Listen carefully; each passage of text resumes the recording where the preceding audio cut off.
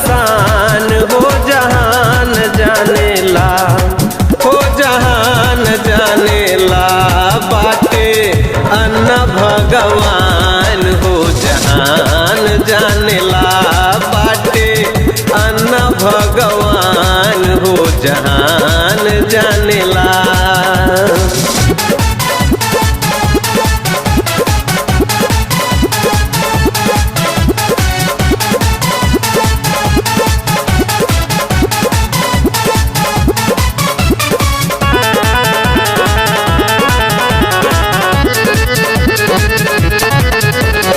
जाड़ा गर्मी रहे चाहे बरखा क दिनवा, खेतवा में हाल चले टपा के पसीनवा।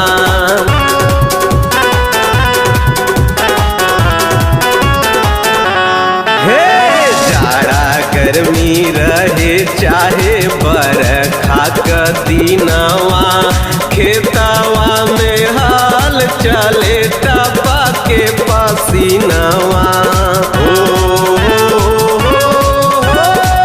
पसीना से पैदा होल गेहूं चना धान हो जहान जानेला, हो जहान जानेला बाटे अन्न भगवान हो जहान जानेला बाटे अन्न भगवान हो जहान जानेला।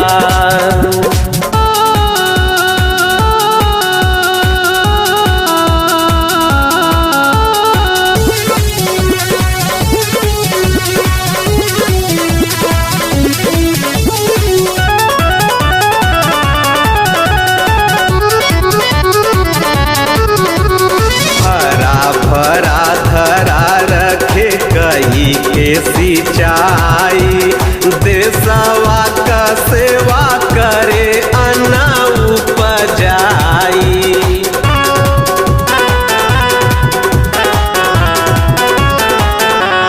हे हरा भरा धरा रखे कही के सिंचाई, देशवा का सेवा करे अन्न उपजाई। फसल से गजल रहे खेता खलिहान हो जहान जानेला, हो जहान जानेला बाटे अन्न भगवान हो जहान जानेला बाटे अन्न भगवान हो जहान जानेला।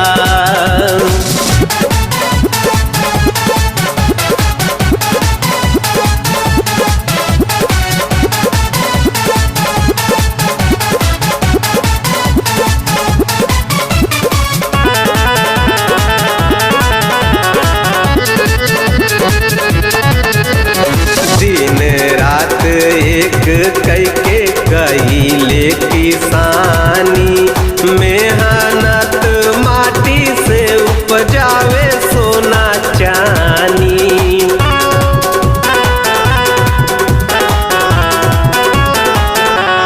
हे जय जवान जय किसान देशवा का नारा, बेटवा के असली किसानी सहारा।